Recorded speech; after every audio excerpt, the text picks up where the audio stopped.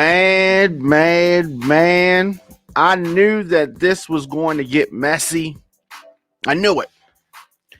I knew this was going to get messy. What's going on, y'all? You ready to advocate in here, the all new radioonfire.com. And so, in the morning, we talk about politics. Now, in the evening, we talk about music and entertainment. And, the Joe Budden Podcast, I enjoy the show, and many of you enjoy the show as well. So Joe Budden has his podcast and has had it for quite some time. It's on episode 400 something like that. Anyway, he's gone through a host of co-hosts, right? He's changed his lineup several times. All right, let me not go too far. Several times. And this latest blow up comes with the most successful lineup that he's had thus far. Rory MAL. So he fired them. It wasn't totally clear that he fired MAL until the end of his most recent episode, but he fired Rory, fired MAL. Did it on a show that they were not on. They were not actually on the show, right? I guess they didn't show up to work. So he was talking greasy. Parks talking greasy. If you watch the show, Ian, who is Joe Budden's business partner, manager, something like that. Anyway, they were talking greasy, and Joe Budden has since apologized for things that he said on the show. He said that seeing all of this feedback and all of this, I do need to apologize to Roy as well. Maybe Roy and MAL too, but definitely Roy.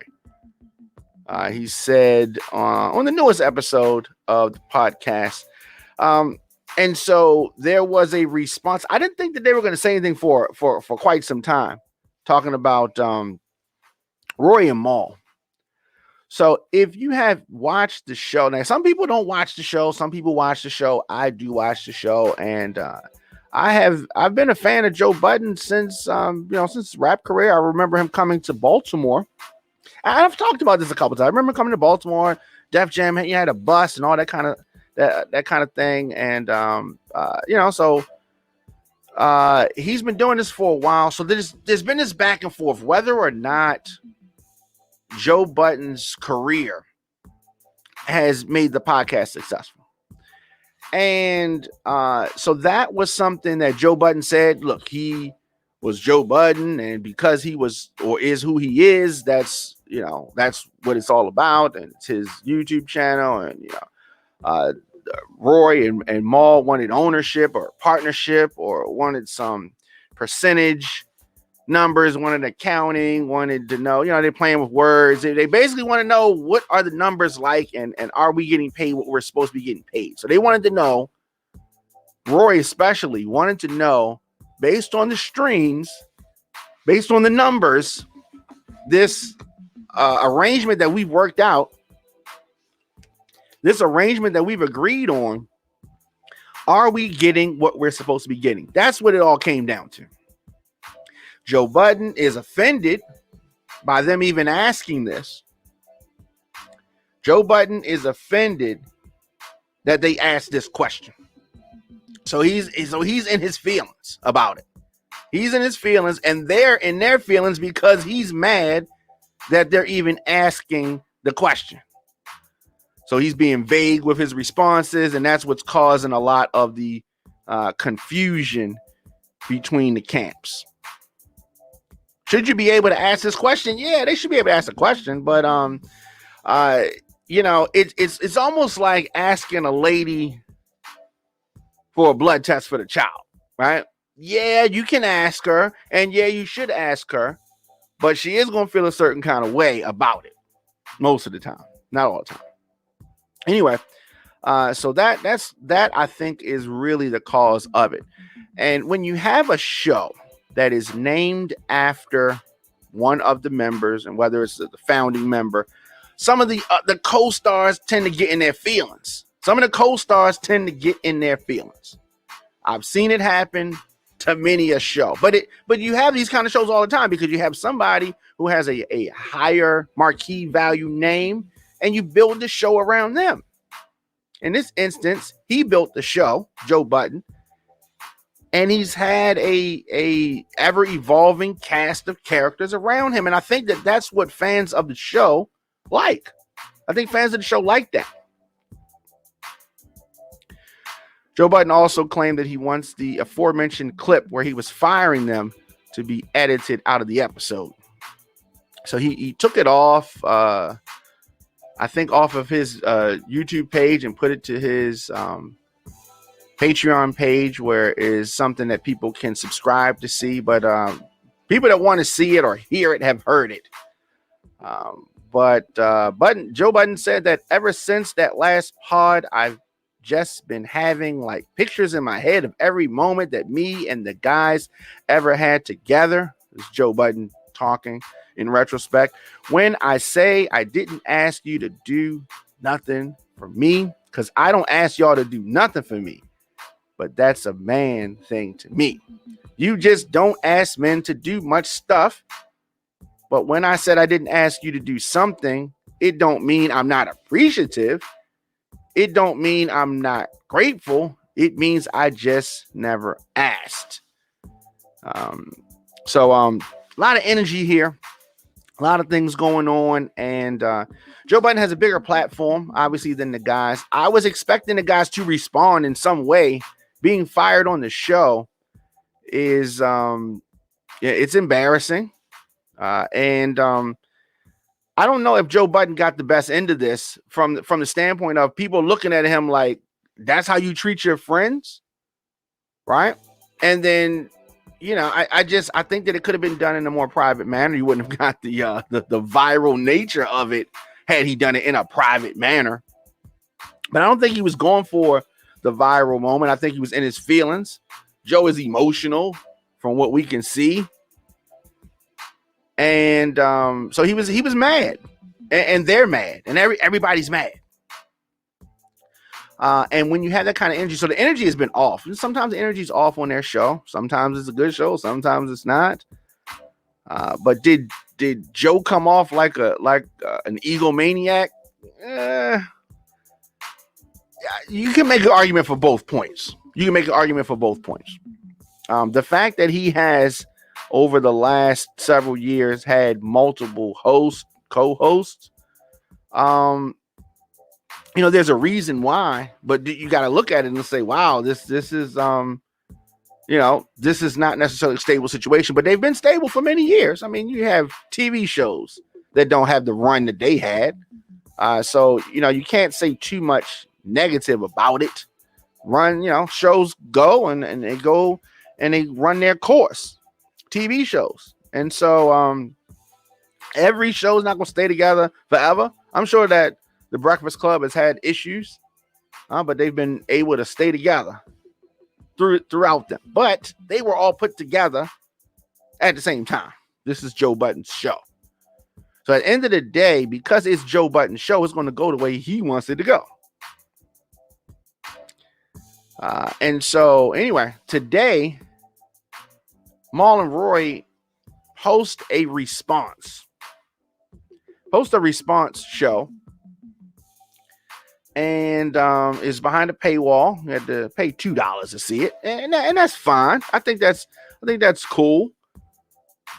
Premium content, and this is something that is on the minds of the hip hop universe anyway at the moment.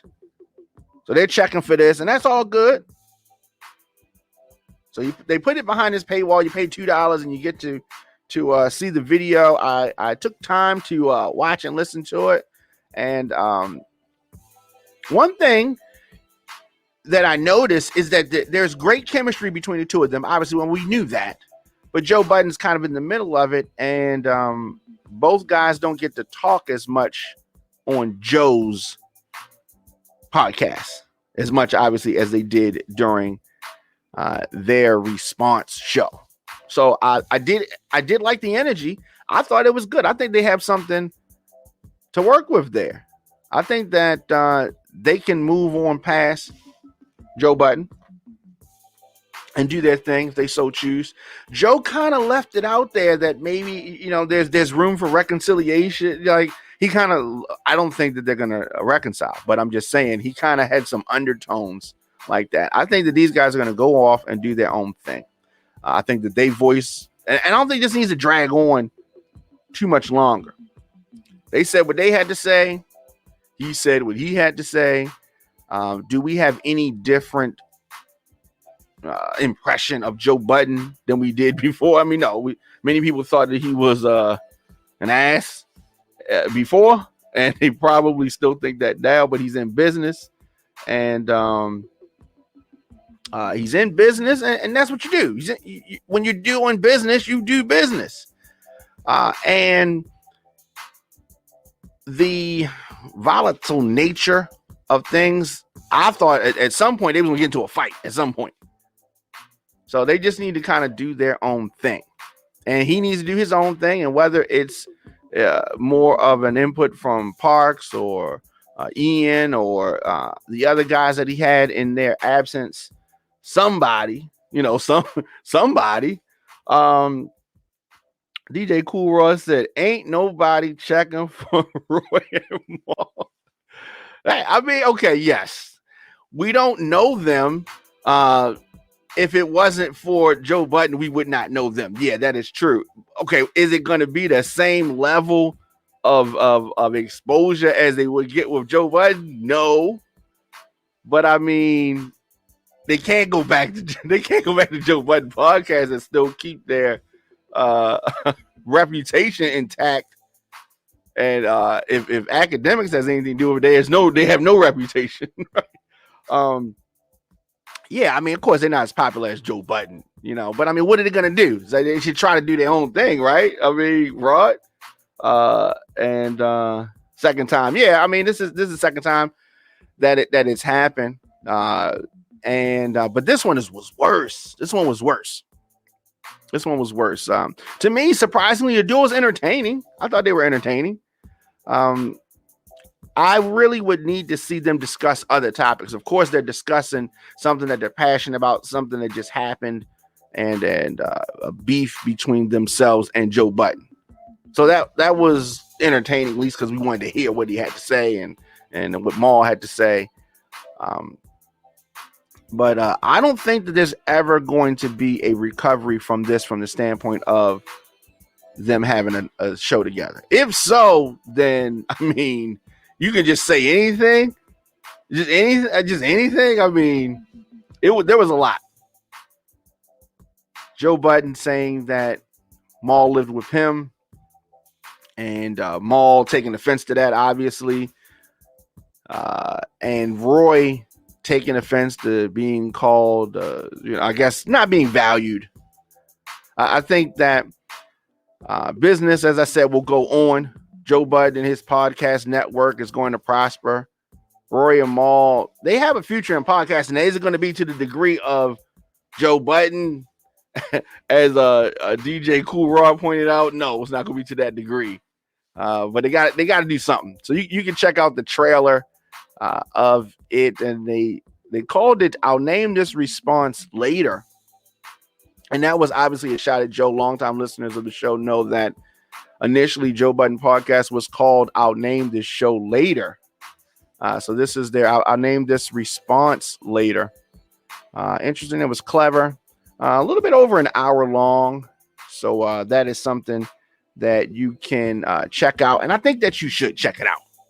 If you're a fan of the show. If you're not a fan of the show, then you could care less, right? If you're not a fan of the show, you could care less. So Joe Budden, who is pretty active on Twitter, he had a lot of things to say. He even shared their video, which I thought was interesting. One Twitter user told Joe that you looking funny in the light, Joe Budden. And Joe Budden responded, make it brighter. Right. But there is a lot of energy out there. There's a lot of energy out there. And what comes next for the Joe Budden podcast? Does he start having more guests on the show? Should that be the direction that they go? Like more guests, like rappers, entertainers, that type, more people stopping by the show. Is that the move? Should he should they go to therapy? I thought that the picture that they showed when they went to therapy was crazy.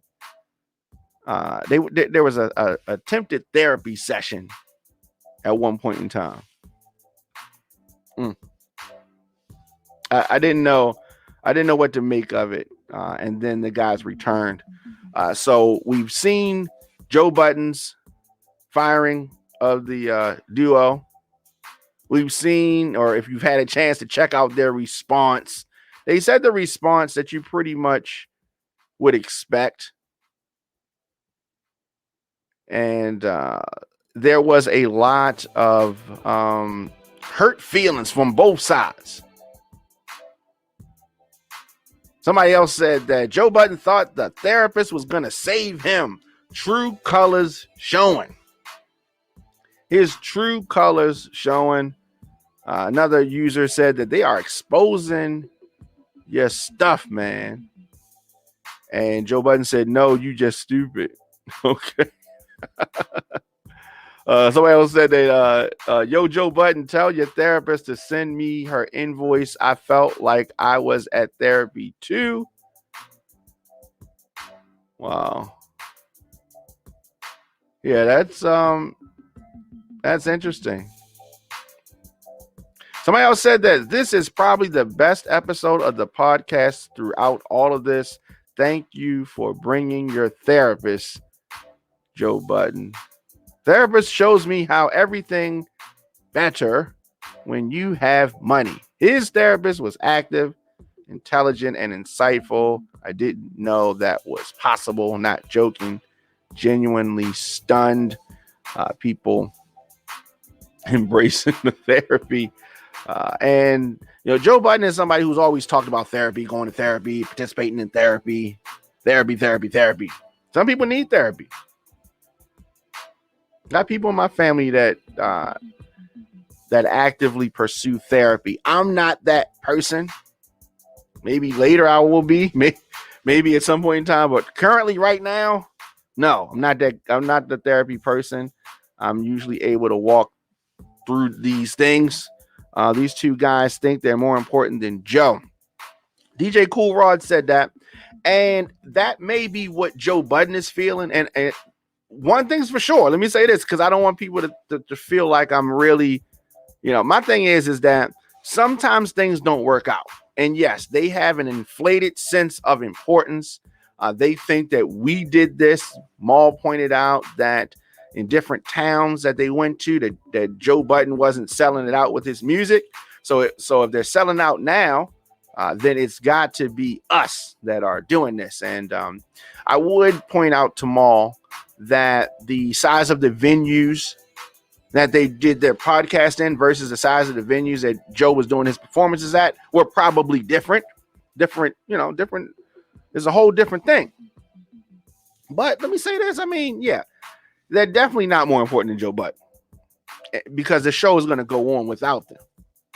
The show is going to go on without them. I just hate people putting all the dirt. You gotta put all the dirty laundry on there. like, and I think that they threw some warning shots out there. Like, oh, you really want us to go in? We can really go in. We can talk about stuff that you hide. And like there was a lot of references. Sean Payne says just tough to watch either way. It was definitely tough to watch. I felt like we were sitting in on an argument between some friends, and we're at somebody's house, and it's about to get crazy. Nobody really knows how crazy things are gonna get between the friends, and you hate to see, that's your man. Like, what are you doing? That's your homie, man. Like, you know what I mean? There was a lot of talk about Roy supposedly challenging Joe Budden to a fight, and Roy kind of, says that it wasn't serious and you started it, kind of thing. And Joe Budden, how many places can you work and you're going to just offer a fight to your boss? They look at themselves as partners, Rory and Mal. Joe Budden says that you guys work here, and I think that is the source of the issue. They said that is the source of the issue. Okay, so Feast says I got something wrong. That's false. They said they know how much Budden is worth to the pod, but it's the percentage base. They know that. And see, that is the source of the problem, right? So they said two things, and both things can't be true at the same time. They said that they know how much he's worth, right? Then on the other hand, Mal pointed out that you wasn't selling out shows and you didn't have the crowd wrapped around the building. We did, right? So if they're saying, if you're saying that, which they did say they know what he's worth, but on one hand they say that, but on the other hand, they're acting different. And then Mal really, you saw this on that last episode that they did together. Mal really was in his feelings because Joe Budden wanted to do a show, wanted to continue the show, and had some other guys filling in.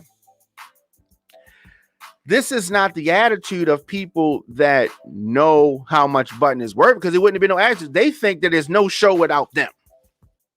They think it's no show without them, and there is a show without them. And because they were around Joe Budden, they can do a show themselves. I think that they proved that. Mal was just explaining how much him and Roy are worth, and they're worth a lot. Okay. Now I think that is true. Now I think that what it is becomes how much are they worth? Them leaving the show, the Joe Budden podcast, is not going to end the show. So they may be worth a lot, but they're not worth more than the show, right? We did as in all together, all four of them. Okay, and what else? Because Joe lied. Did you listen carefully, brother? Okay, what did Joe lie about? That everything is perspective. So I don't know what Joe lied about. Okay. What do you say? Not trying to sound condescending, by the way. No. I'm not taking it as condescending. I'm reading some of the comments from Feast of Stoic. Okay, so what did Joe Budden lie about? Because I don't understand that. If Mal came in the first, or Roy rather came in within the first 5 or 6 episodes, and Mal came later, the show already existed. It was moving on, and yes, it was a work in progress. They got it together, and they've been getting different checks. Different businesses been made, and this happens frequently. Sometimes people forget how things come about. Sometimes, because whoever is the head guy or the head girl doesn't bash it down their throat, I'm the boss. Sometimes people feel like they're all on equal footing. And that's not the case. They're not on equal footing. It's like the Steve Harvey morning show or what any other show, one of those shows that are built around a comedian. They have a whole cast, a Ricky Smiley show. You know what I mean? Jamie Foxx had one, and you have a whole cast of characters, but it's named after the most popular person, right? This is very similar to that. It's like a hip hop version of that, a podcast version of that. None of those guys. It's not even Joe Budden and Friends. It's Joe Budden Podcast. So he's the most important person. So it's whatever he says at the end of the day, and whether he does some grimy things to his friends, that could be debated, but it's still his platform to do it. And Cool Rod said that Roy and Mal didn't bring anything to the table. Mal is supposed to be tied to Jay-Z, and Roy is a concert promoter. Loose ends. Now, let me say this about Cool Rod. Cool Rod is not feeling Roy and Mal at all. He's, he's supposed to be tied to Jay-Z.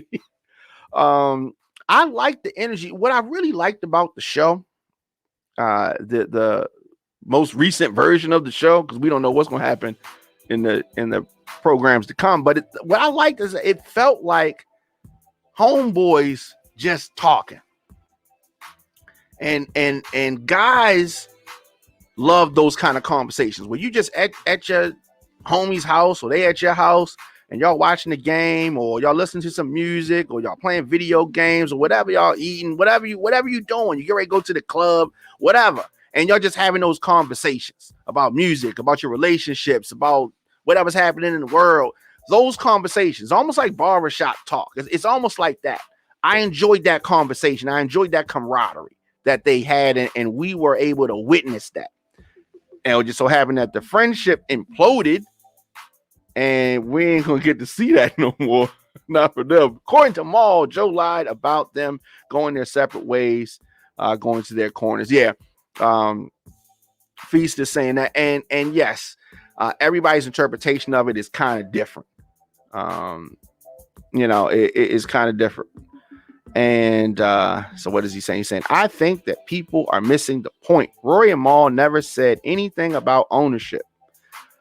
If you're making percentage based, I'm sure gets the most out of it. But that's what it is. It's a partnership. So it's a partnership based on who? So you can feel like you should be a partner, all right? Let's look at DMX and the Rough Riders, okay? DMX felt like he should be a partner in Rough Riders. And he was the marquee artist. He was the biggest artist that they had. He was there from the beginning. DMX claimed that DNY said that he was supposed to be a partner in Rough Riders. And they got some big checks. And when it came down to it, they did not make him a partner. He was mad. He felt that he should have been a partner, right? And he made the case for partnership, just like Rory and Mal are making the case for partnership. However, DNY own Rough Riders, right? It's their thing. They'll decide if he's the partner. They said he wasn't. He went on to start Bloodline Records. I personally wish that they had made him a partner. I think it possibly could have extended Rough Riders' run, or maybe it could have ended it even faster. I don't know. I wish that they could have made it work. It didn't. But like I said, DMX was DNY wrong? No. It's what they wanted to do, and it was their thing. And so what his contribution, DMX contribution did not make him a partner. And do you think that DMX contributed more to Rough Riders than Mal and Roy contributed to the Joe Budden podcast? Yes, DMX contributed more, and he still wasn't a partner. You can't make yourself a partner by what you do. It's in the structure of the foundation, and the foundation was Joe Budden. The foundation was Joe Budden. You know what I'm saying? Now, DMX contribution. DMX, Roy and Mal. I don't even know. It's not even equatable. But I'm just trying to say from the standpoint of the partnership. So at any point, we could do LL Cool J in Def Jam. You know what I mean? LL felt a certain kind of way that he wasn't in that position that they put Jay-Z in. He was there from day one, or at least day two, LL Cool J. You know what I'm saying?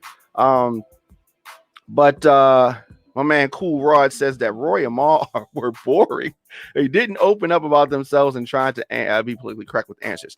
Okay. I don't think that DJ Cool Rod, I don't think they were trying to be entertaining per se.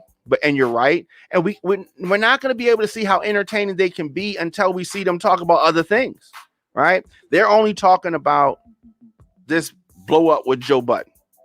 And you're right. They were not revealing. They were very politically correct.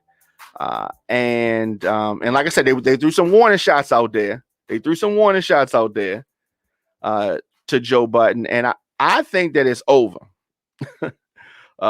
Feast said, good point. I see what you're saying. Oh, definitely. Thank you, my brother. I think that we've pretty much seen what we're going to see. Maybe some little things here and there. and maybe some little things here and there, but for the most part, I think that they're done with that. Do you want to see this trio back together, not including Parks and that, right? Do you want to see this trio back together? I say no. I say no, because there's some things that you can't come back from. And if they do come back from it, then I think we're going to look at everybody different. What's really going on with these guys? I think that it's over, and it should be over. End of an era. Yes. Enjoyed the show. Yes. Everybody needs to move on to different things. And Roy and Mal are definitely not. They don't have the personality of Joe, but Joe, like anybody, Joe needs somebody to bounce, conversation off of, and they do too. Whether they need another personality to come in, a bigger personality is possible, but I think they should just stay with them. You say no, okay? He says no. He says it won't happen, and I agree. It will not happen. It shouldn't happen. That's for damn sure. It should not happen, man. But it was a hell of a run. It was a hell of a run. We got some music to review later on tonight. We're gonna review some music. We have some songs to get into. A lot of things coming out in the foreseeable future. Summertime is coming, so we got new music coming out, and we definitely have music that dropped on Friday. So a little bit later tonight, we are going to review some of these tunes. Let me know what songs you want to review, but I have some things. 21 Savage, Migos, Nicki Minaj, Drake, Wayne. There's a lot of things. Kodak Black that we want to get into, and we're going to do that a little bit later. Let's do this.